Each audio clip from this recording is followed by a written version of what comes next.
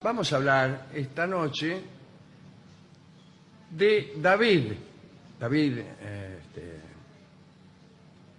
el rey de Israel, el segundo rey de Israel después de Judá, y de una de sus amantes, Betsabé. Así que vamos a contar todo. Es un episodio muy escandaloso, así que aquellas personas que no quieran someterse a la referencia de escándalos pueden retirarse ya mismo. Nació en Belén, David, allá por el 1014 a.C.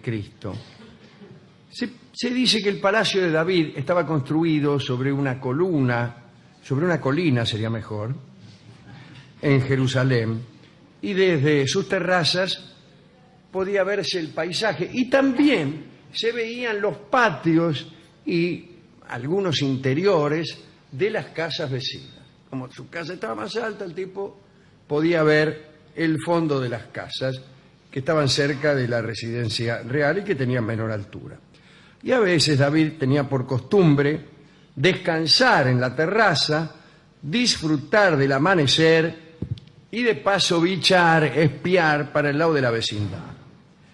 Y cierto día, David alcanzó a divisar el cuerpo esbelto, bellísimo, de una mujer que era bañada por su doncella.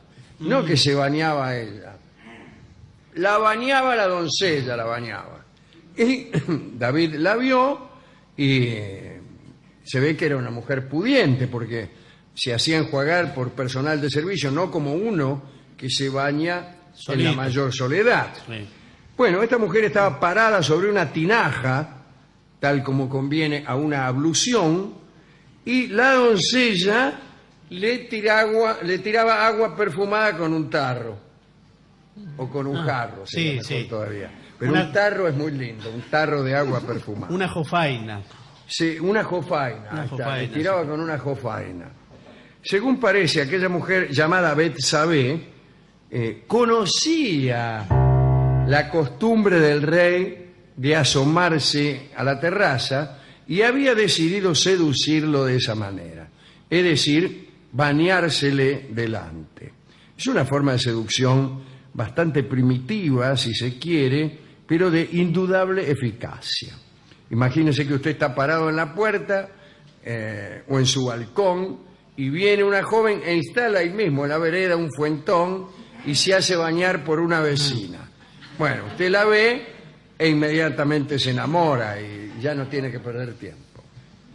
El caso es que Betsabé enamoró a David y el rey sintió la necesidad de hacerla suya. Vamos a usar esta execrable forma de caracterizar el acto venéreo. ¿Qué es hacerla suya? ¿Qué es? ¿Es una propiedad, la mina? ¿Es un terreno en Hurlingham? Bueno, no importa.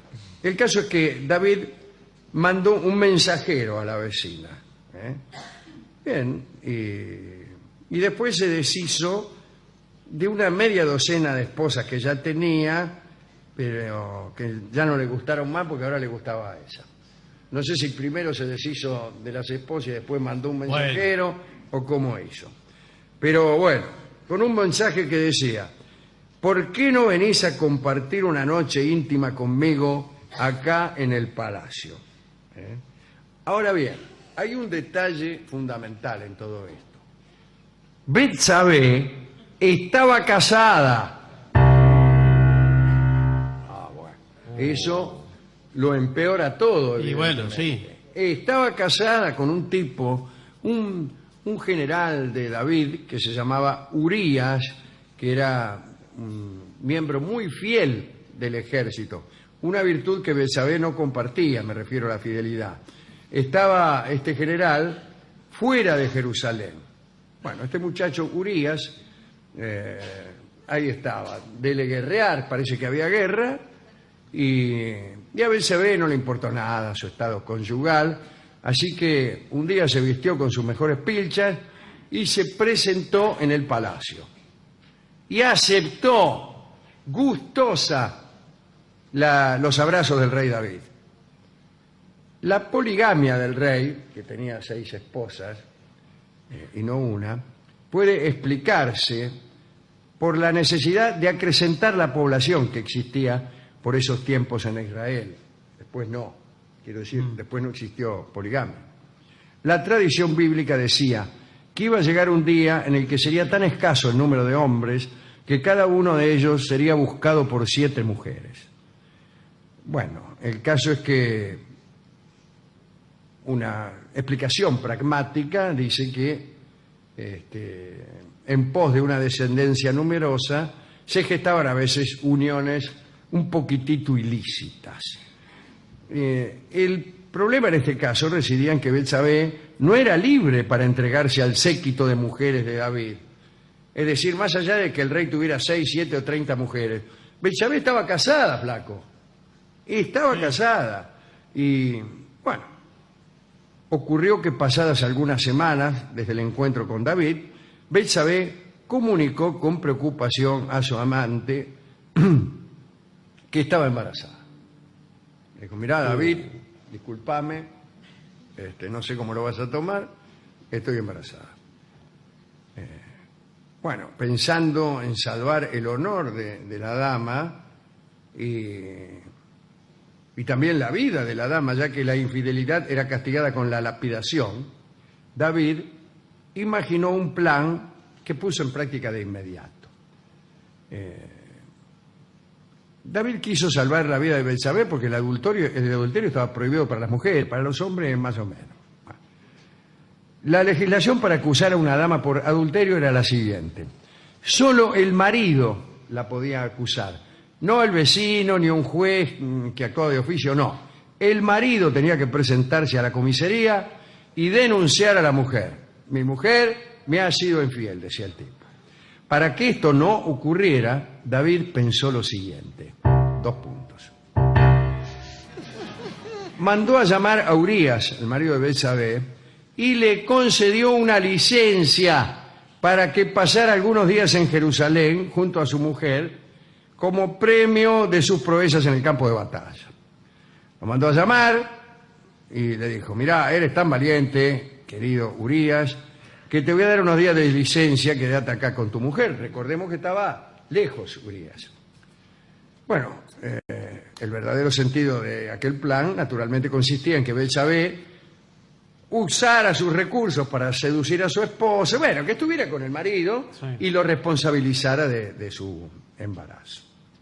Pero Urías, que como hemos dicho era muy leal, desconcertó a todos, porque honrado por la distinción recibida por David, decidió no debilitar sus fuerzas en el lecho de Betsabé y reservar todas sus energías para las batallas del ejército.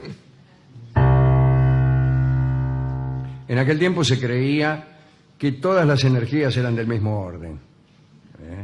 No es que batallaban del modo en que ustedes están pensando, no. El caso es que Urías, para mantenerse en mejor estado, se fue a dormir solo a un establo. Se concentró, como los jugadores de fútbol.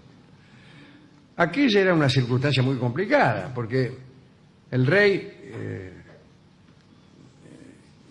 iba a quedar en evidencia de alguna manera, ¿no? Y desear a la mujer del prójimo no era cosa recomendable en Israel, y menos todavía para el rey.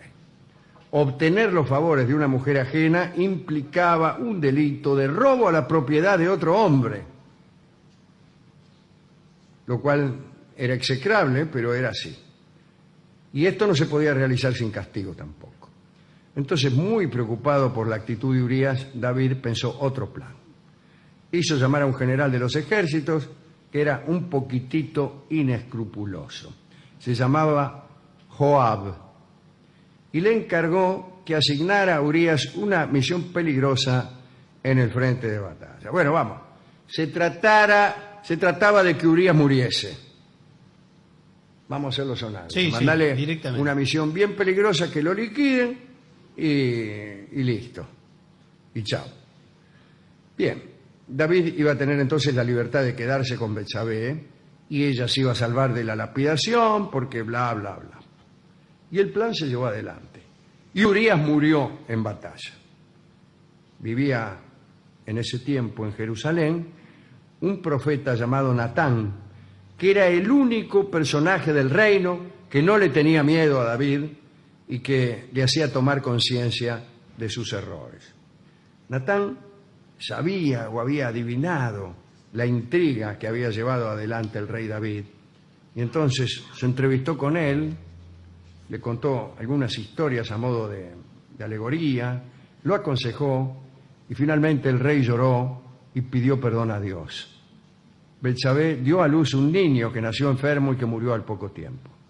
Pero de todos modos David y Betsabé tuvieron otros 4 hijos: Simá, Sobab, Natán y Salomón. Ninguno de estos hijos debía supuestamente gobernar, ya que David había tenido otros hijos con sus antiguas esposas. Pero fueron sucediéndose una serie de intrigas que permitieron al fin que uno de los hijos de Betsabé fuera el rey de Israel. El heredero natural de David, esta historia tiene su gracia, hubiera sido su hijo Amnón. Pero este pibe había tenido la pésima ocurrencia de violar a su medio hermana Tamar, y Absalón, el siguiente hijo, no pudo soportar la falta de su hermano y lo mató. Pero el asesinato del heredero del trono era a su vez algo grave. Por ese motivo, David mandó a Absalón al exilio. Entonces Absalón preparó una revolución contra su padre. Casi tuvo éxito. Alcanzó a entrar en Jerusalén, violó a las concubinas de su padre y las violó, según dicen, en una terraza a la vista de la población. Esto parece un error óptico, si es que no histórico, porque si hemos dicho que David vivía en una terraza que era muy alta, no lo veía nadie, y estas violaciones tuvieron lugar allí, la población que estaba debajo, en ínfimos lugares, mal pudo haber asistido a estos procedimientos, que hubieran sido posibles solamente si la población hubiera estado en la terraza y la violación se hubiera perpetrado en un sector más bajo de la ciudad. No importa. El caso es que, según dicen, la población incluso festejaba la proeza con gritos de toda índole. De todos modos, más tarde, Absalón fue muerto y ya no quedaron herederos varones, salvo, por supuesto, los hijos de Betsabé. Tan triste estaba David por estas cosas que envejeció prematuramente. Betsabé hizo campaña a favor de su hijo Salomón y logró que David, en su lecho de muerte, lo eligiera como su sucesor. David pasó sus últimos días postrado y, como ustedes saben, se hizo traer a una doncella, a la famosa doncella Abisac, la sunamita, que se acostaba desnuda a su lado para darle calor a su cuerpo y cada tanto una que otra caricia. Dicen que David tenía 80 años, así que tan prematuramente no había envejecido. Pero murió a esa edad, a la edad de 80 años, en el 970 antes de Cristo.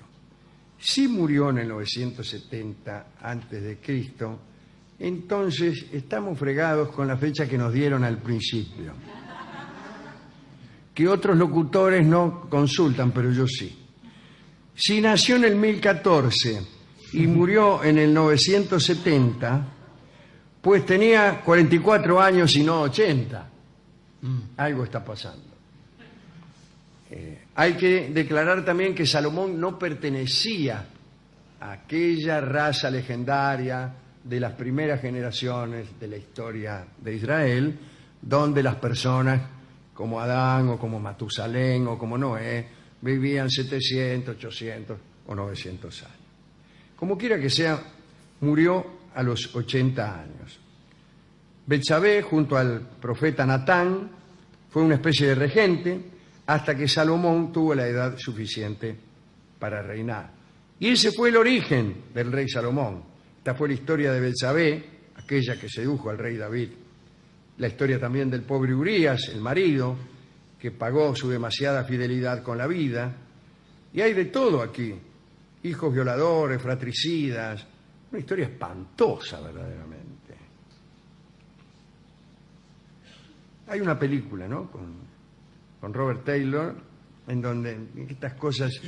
era una época del cine norteamericano que había que hacer todo muy liviano, ¿no? Entonces, no, la historia se achataba un poco.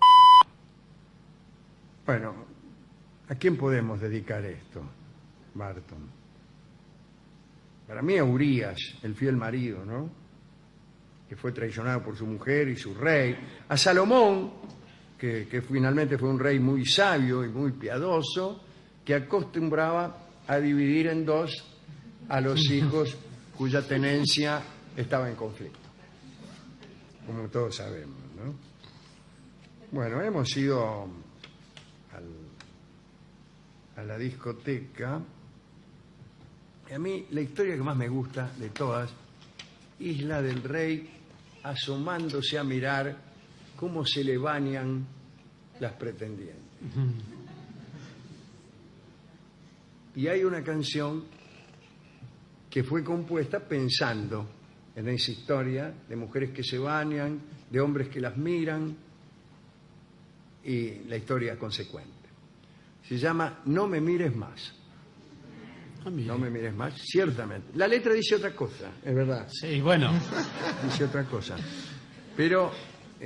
usted dice que está inspirada en eso, y está ella con cuidado para evitar herir susceptibilidades. Es una canción española, desde luego, y la va a cantar para nosotros Lolita Torres.